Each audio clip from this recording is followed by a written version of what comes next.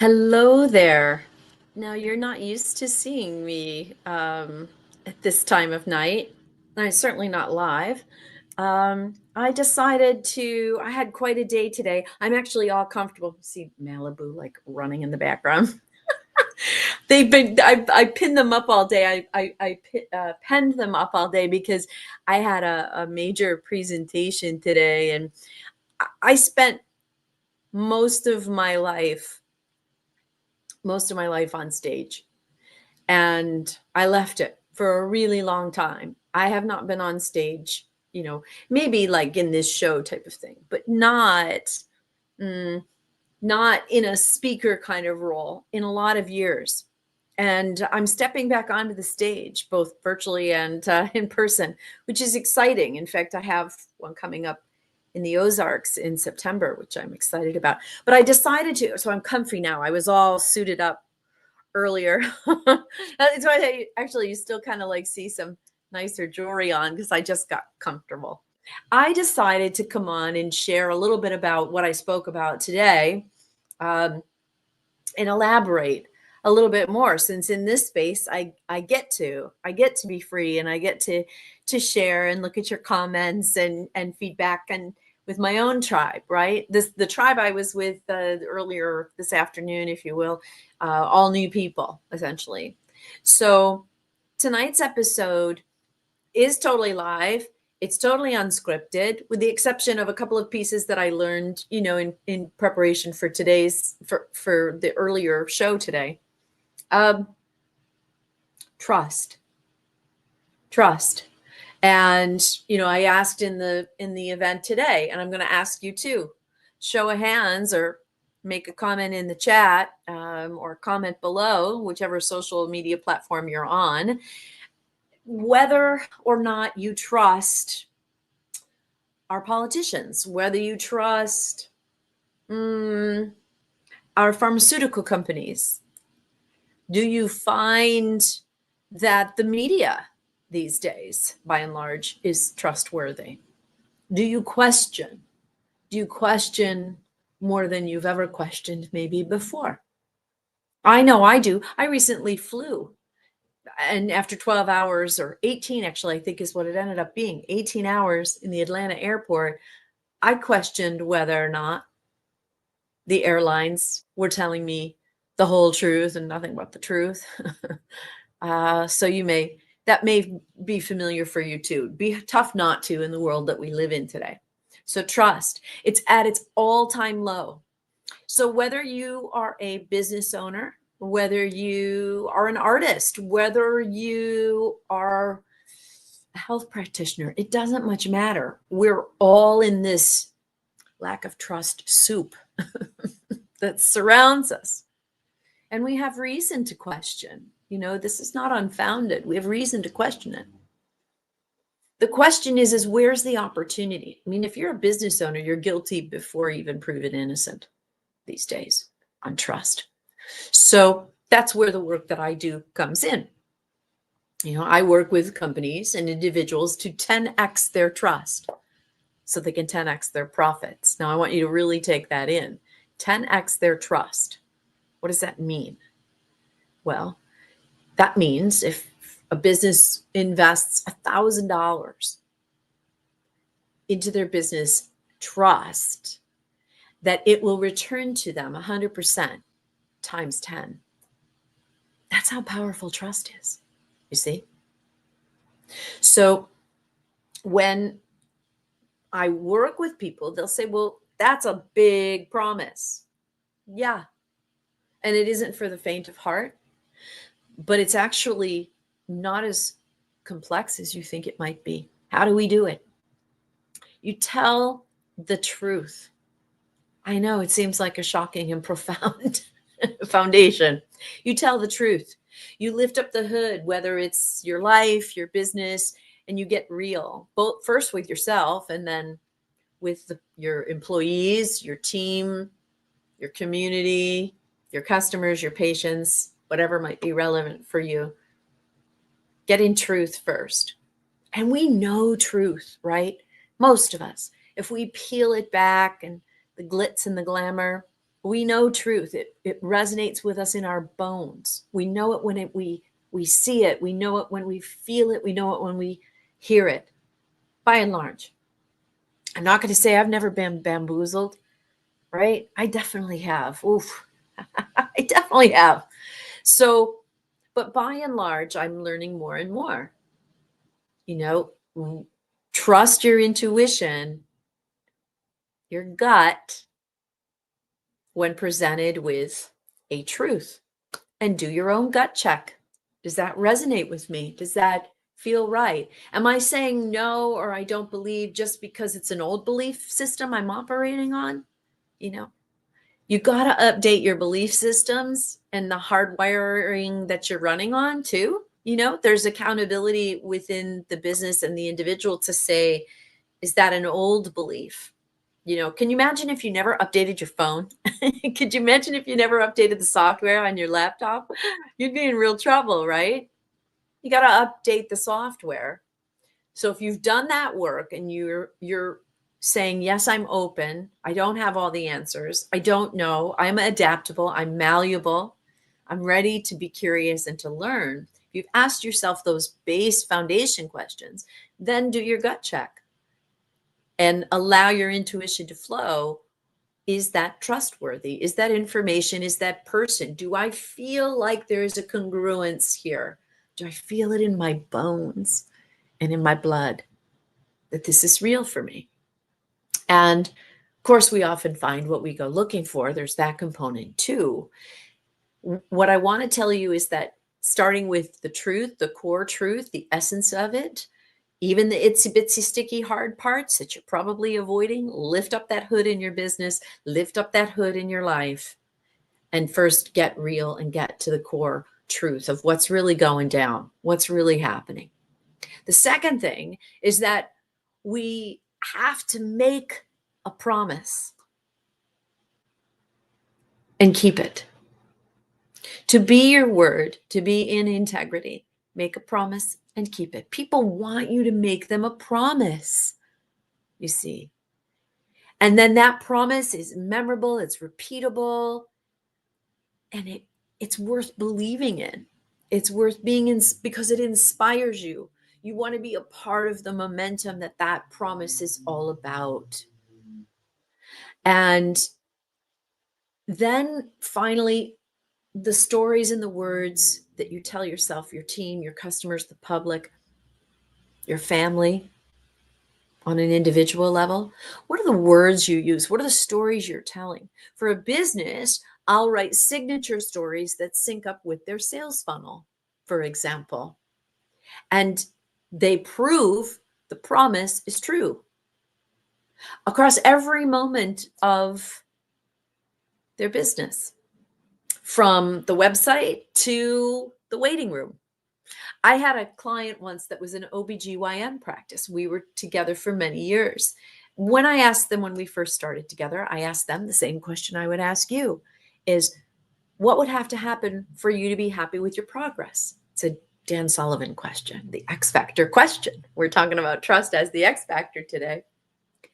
And I learned from Dan Sullivan that if people won't answer that question for you, they don't trust you yet. You have not earned a base level of trust. So what would have to happen in order for you to feel happy with your progress? We're sitting around this round table and it's a year from now, and we're looking back at today. What happens in that time frame for you to say, yeah, I nailed it. Yeah, this was worth the ride. Thanks, Angela. What would that look like? And tell stories that reverse engineer from that point out there that you see on the horizon, and reverse engineer and say, who's the person I have to be? Who's the leader I have to be? What are the stories I must shape and reframe and tell and share to realize that? So when I asked them, they said success to them looked like their exit strategy. Within 3 years, they wanted to be exiting the practice, selling it off, and retiring. And do you know thousands of babies that this OBGYN, these docs had delivered collectively over the span of their 30 some odd year career? Thousands of babies. And do you know, I mean, I see that as thousands of success stories. But we were asked to just simply, the public, their patients, their employees, were simply asked to take them at face value. Because when I went to their website, when I visited their locations, when I went through an intake call, not a single success story on the wall, not a baby picture anywhere, maybe some posters of something, but not their true stories. There was no promise, no happy story to be found. I also encouraged them that unless they were absolutely convinced they could find another group of doctors with their exact names to buy them at some point out on the horizon, they needed a name change too. That was tough. That was a tougher sell, but we did it. And out of that was born the Good Life Center for Women, where life is good. And you better believe, if you're an OBGYN, you've got to believe life is good. So every story we told, inside and outside of the practice from there on out, proved life is good, proved that promise was true. We designed the wall of babes in each of their locations, thousands of pictures and success stories of families growing and miracles and magic happening that they were a facilitator of and a guardian of. Fabulous. You have to take a bow for the good works, because through those stories is how trust is built, brick by brick, showing up by showing up. So what does building trust look like? You got to keep your word. You got to make a promise. You've got to demonstrate through your words, actions, and stories, because stories are truly the only way trust can, for a business anyway, can trust at scale, that you can really scale trust in your business and realize that 10x factor, the X factor, the magic tablet that you drop in the water. Trust. Now, if trust didn't matter, if it was irrelevant, we wouldn't be talking about it. It is the core essence. It is the core essence as human beings, human to human. It's the core essence of communities, families, businesses, and business families. I was having this conversation with a client, CH Insurance, the other day, that you spend more time with your business work family than you do your own family in some cases. You want to be trusting those folks or clients, And what I know for sure too on this, and I'm going to share a quote with you that I wrote down to share. What I know for sure is that the more you cultivate trust from within, like just cultivating your own light and your own energy, not relying on others to give that to you, the easier you will naturally generate it with others. You can't give what you ain't got. So if you're not sheared up inside, I trust myself, I trust my decisions, my choices, I trust the wisdom and the work, I trust my own word. When I say I'm going to show up, I show up. When I say I'll be there, I'll be there. When I make you a promise that I'll deliver on something, I'll deliver. It doesn't mean that we're infallible. That's not human. Of course we are. What it does mean is there is a role of personal accountability and responsibility baked in to trust. And it's called integrity. Being your word. We've talked about this many, many times over. I would encourage you, in fact, on YouTube or any of my other social platforms, go back and just go into YouTube. And first of all, would love it if you would like and subscribe to my different social platforms and like and subscribe to my YouTube channel. Just go into the YouTube channel on my channel and search Words Matter or any word of the week and begin to cultivate the power that you can possess and that emanates through you. You already possess it, but that emanates through you out to others and out into the world through words. Your words are a reflection of what's happening underneath, in here, in your heart, in here, in your brain. Understand that. I just want to look to see comments. Of course it is. Of course it's Mike Lindsley. Hey, Michael.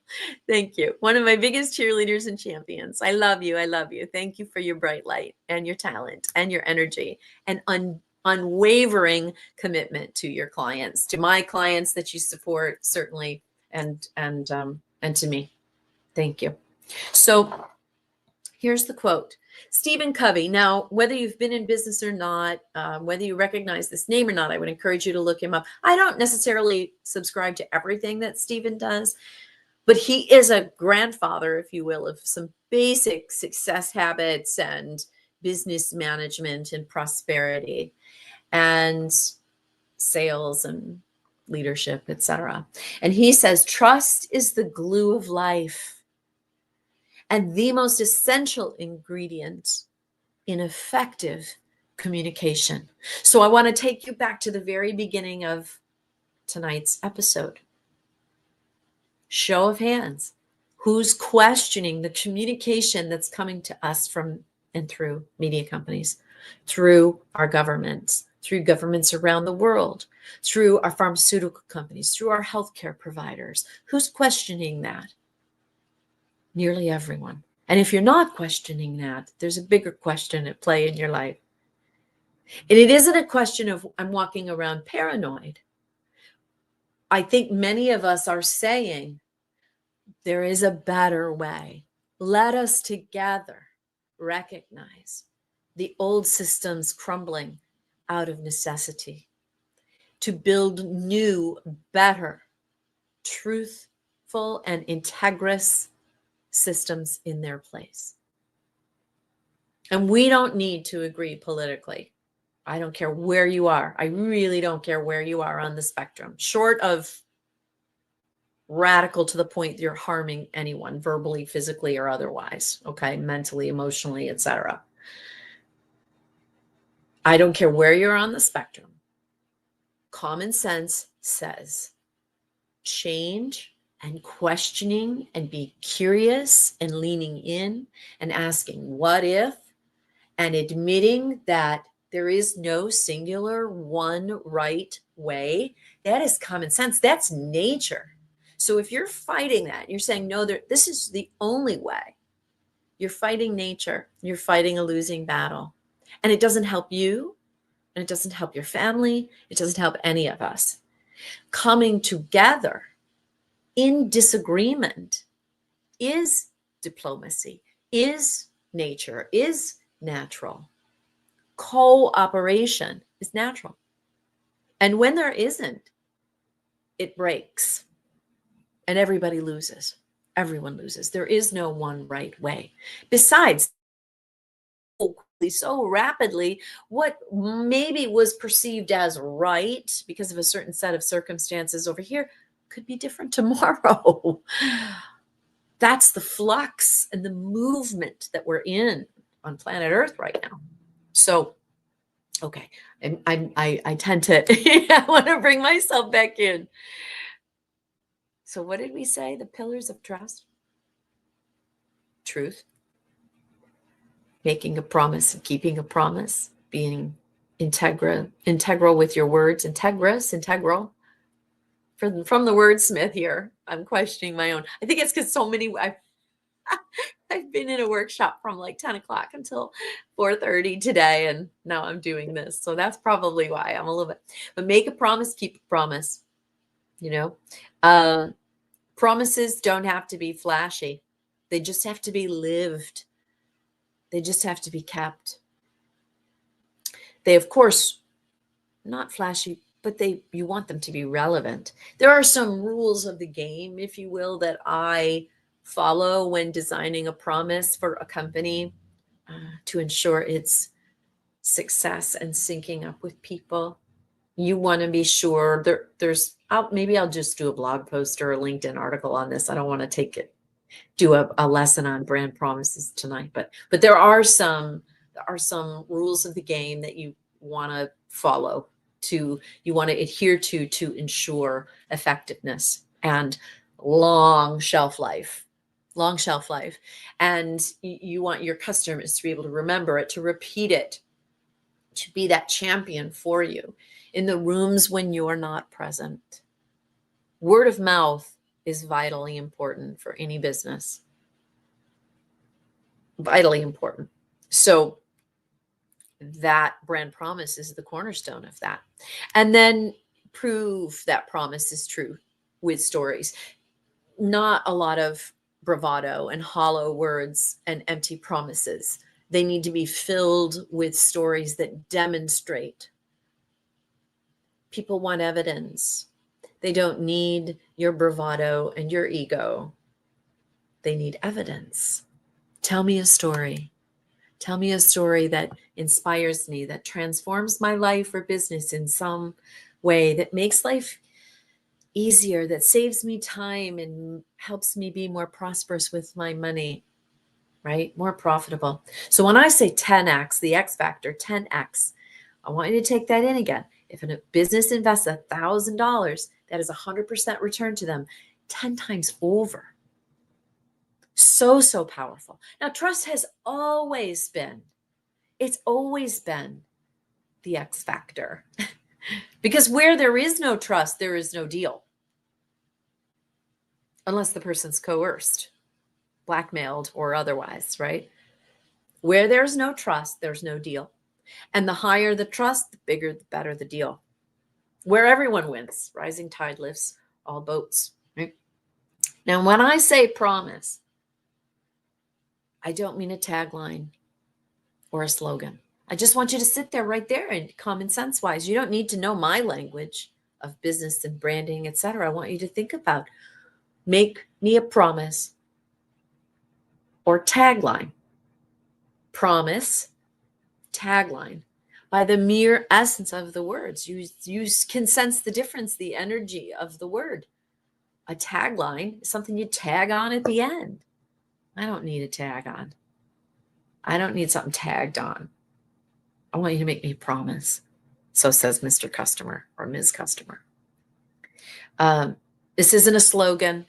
It's not something catchy that's fly by night. It's not a USP, unique selling proposition. Those are all lexicon words from the marketing, branding, advertising universe that sound catchy and flashy and sizzly, but they pale by comparison to a promise. And even as you frame it with your team internally, because essentially your team and the story you tell yourself, if I have a tagline or a slogan, do I have the intention and passion and commitment? Do I embody a tagline? Would that even make sense? Would my employees embody a slogan? I mean, just feel the energy. I can't say the words and not curl my lip up or say them kind of tongue in cheek, because they're just hollow by, I'm not saying there's not a place for them, there is, but they're hollow by comparison to a promise. The very energetic nature of a promise is integrity. Tell me there's integrity in a tagline or a unique selling proposition. It sucks. Language sucks. It's like the, you know, you're operating, people that are using that language are operating on marketing version 1.8, and we're on like 15.9. Okay. That's how far behind, that's how archaic and outdated that language is. It serves no one except maybe the ad and marketing agencies that throw those terms up there. But when someone tells me, I'm going to promise you something, I'm leaning in here. I'm promising you. I promise. I'm now accountable. And you are now accountable. We work together. It's I'm telling you, folks, you want to 10x your business, you have to 10x your trust. And it begins with a promise, a powerful promise that everyone can remember and repeat and believe in.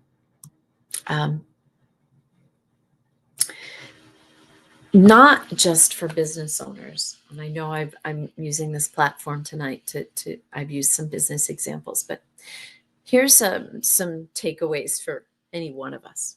And I can use these myself sometimes, reinforce these for me. Consistency over perfection. I go through this one a lot. You know, lessons are always to be learned in layers. Once in a while, we get big ahas and big leaps and breakthroughs. Most of the time, it's bit by bit, brick by brick, iteration by iteration.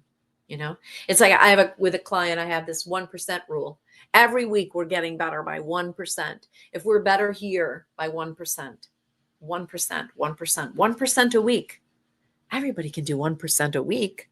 Well, over the course of 52 weeks, that's 52% better than when you started out, you know? And then if you say, well, we're going to be 1% better in sales and just 1% better in our presentations and 1% better in our execution and 1% better in our customer service, now that's 4 or 5% better a week. And over 52 weeks, 250% improvement. Brick by brick. Compound effect, just like with your money. Okay? Follow through and being your word. Trust, being able to trust that you're going to do what you say, what you're going to do, and do what you're going to say, and show up. Anyone ever hired or tried to hire contractors to show up at your house? I've had people come through. Anybody, I mean, again, in the comments, you can comment on this. I've had people show up, take the time to come, walk around, give me an estimate, and then never follow up and send me an estimate. Or send me the estimate, and then I call and I have a question, or I say, when can you start? And they never return the email or the phone call or the text. Can you just get your head around that for a minute? And some people say, well, it's because they're so in demand and so busy. No. I am never so busy. And any of my clients who are worth their salt and 10xing their business, they're never too busy to return a call or follow up on an estimate or a proposal or a presentation. That's what gets them to where they are. Now, I'm not great at following up when people are soliciting me. I'm not great at that. I'm going to admit it. I'm not. I don't feel compelled to answer every sales call or every solicitation that I receive. But if someone is looking to work together with me and I'm looking to work with them and I've sought them out, or they've specifically sought me out for us to work together, you darn tootin'. Mike Lindsley, who was on this, who seems to be on everyone's show, he would never not return a call. He would never not follow up on a proposal. It's not even in his DNA not to be integrous with his word. It just doesn't happen for him. He is in complete congruence and alignment. Now, I'm not saying things don't go wrong, or he's got a hectic life. He's got small babies. He's got a lot of clients. He's got a lot going on. His weekly show and live show and interviews and all that. He's spinning a lot of plates. So I'm not saying no plate ever falls or something goes sideways or he's got to reschedule or reshuffle something. That's just, he takes on a lot. But from an intention standpoint, I totally know his heart is in the right place and he will do what he says he's going to do. So can you answer that confidently about yourself and your salespeople and your customer service people in your business? So follow through. If you say you'll call. If you say you'll be there, be there. Stories, the third component, as an individual, stories are your legacy. The stories told about you, by your friends, your team, your clients. They're the ultimate proof of who you are. You can say it. What do your kids say about you? What do your clients say about you? What do your neighbors say? Oh, neighbors. One of my neighbors and I don't get along so well. She came over and she cut all my roses and took them to like put in a vase. It's like I caught her out there with it. Like I couldn't for weeks. I couldn't figure out who's cutting my rose. Why are my roses? I come back and my roses are gone. Like they're deadheaded, but they weren't dead yet. What is happening? And one day I pulled in and she was there just cutting them. So I was like, excuse me, I love my roses. I would be happy if she shared with me one day, walked over here and said, I so miss my garden. I love these roses, and I do know we had a conversation once about deadheading, and she said I needed to deadhead them more often. I said, okay. If you ever want to do that, great. The problem is that she was coming over and she was deadheading fresh blooms and taking them and putting them in a vase. I can only guess. Anyway, what do others say about you when you're not present? And I want to encourage you, go on my LinkedIn, reach out to me and connect on LinkedIn. I'm trying to get to my numbers. I've set my kind of like internal benchmark. I think I'm like around 8,500 or so now, viable connections on LinkedIn. And it's a great place for business. You have to weed through a lot of stuff, but it's a great place to connect with people and seek out services, etc. And I want to get to 10,000. I want to break that ceiling. That's a ways to go, I know. But so I'm going to just start asking. Some people don't remember to look me up on LinkedIn. They think about YouTube or Facebook, etc. But if you're on LinkedIn, reach out to me. Let's connect. And I'd love to hear your comments about living well today. And I'd love to hear your comments about X Factor and what you've learned about trust and where you're at in that trust journey, either in your business or for life. So here are some quick 10X trust practices. You ready? Audit your promises. Write down the 3 last promises you made. Write them down and check out, did you deliver? Did you deliver on those promises? Just do a little internal. You haven't got to share it with me or anybody else, just for yourself, just to do a self-check. What are the 3 last promises that you made? And did you keep them? Or are you in the process of keeping them? Collect your stories, write them down. What's one true story that you can share today with me or a friend or a colleague, a client, that proves your promise?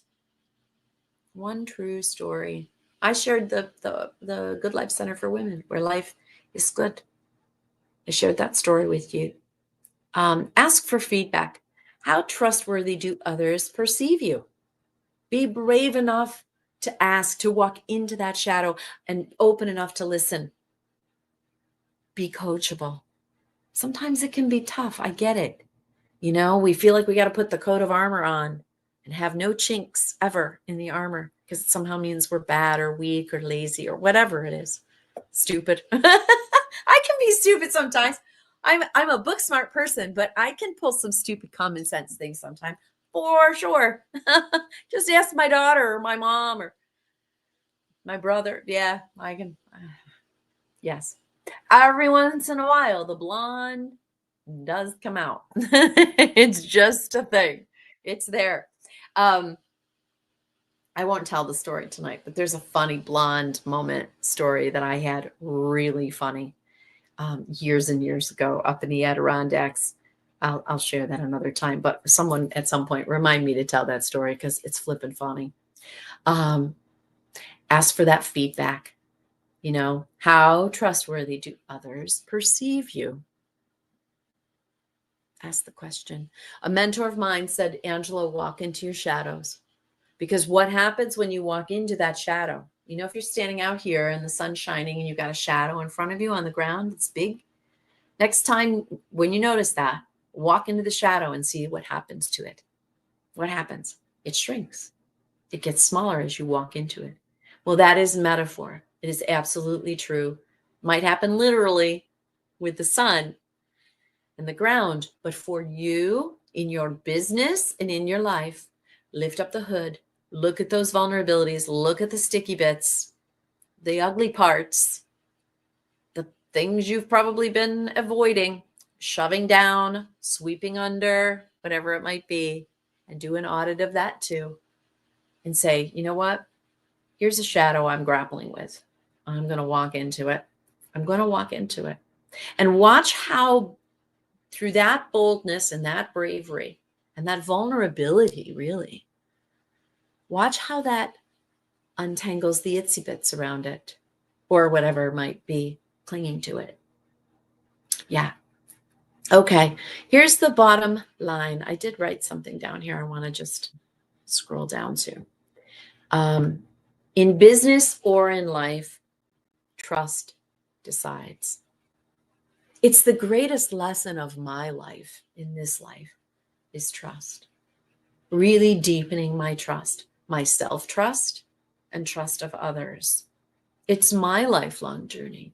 And I know for me that it decides ultimately whether my customers stay with me or leave, whether employees commit or quit. It decides whether you have relationships that thrive or drift away, right? Now, there are relationships or different things that you may elect to opt in and opt out of by intention. That's something different. What I'm talking about is simply the dying on the vine of a longer term relationship, or one never beginning because trust doesn't seem to be established, right? So let me ask you this. Are you consciously building trust every day? Again, first from yourself, from the inside out, and then to others. I asked the question earlier today on my speaking engagement, show of hands, who woke up this morning thinking, I must increase my trust. But if you're not, you're losing money, you're losing love, energy, so many things. Your business is at risk, and you realizing your full potential of connection and community with others and in your business and in your life and with your spouse and whatever it might be, with your children, you're leaving too much on the table instead of realizing and transmuting that potential, because trust is the essence and the foundation of it all. It determines whether your life thrives or whether it suffers. And I want to invite you to reach out to me through my website. You can schedule a time with me to talk about the X factor in your life, in your business, and whether you're a leader of a nonprofit or a leader of your household or a leader of a company. Trust is the same thing. The language around it might be a little different, but the core feeling and component of trust, that bedrock, it's the same. It's the X factor. And it does propel or extinguish pretty much everything in your life. Yeah, it's that profound. So every week we do this. I just started up last week again for the first time in a while. I've been on this trajectory of growing my business and really focusing on some things there. And I wasn't sure how I could integrate this show, because so much of it for so long has been about well-being and energetics and inside and outside your business and life and work and work-life balance, all of those things. Really good stuff, mindfulness. and mindful leadership and servant leadership, leading from a place of service within your company. So much of the shows have been focused on that, and not as much about business building, maybe. And I'm shifting and pivoting toward that because I believe, and I'm compelled forward, that I believe that it's time for me to integrate these more effectively, and show up 100% in all the things that I'm passionate about and drive me and where my wisdom and capabilities lie. I do have a deep understanding of energetics and physics and spiritual components of well-being in all facets. I have a solid understanding there. I continue to grow and learn, of course, and work to surround myself with people that know a lot more about it than me. I do have a very solid 25-year track record in business and marketing and storytelling and building promises and sharing stories and connecting with people and building businesses, helping others build their business and see their potential in light and help them create a vision. That's why we call it Angela Envisions. One of my first things I do with clients is an envisioning roundtable with them and their key leadership, and to show them what's possible, what's outside the bottle. For 20 plus years, I shared this story earlier, I've said the statement, and I got it from my mentor.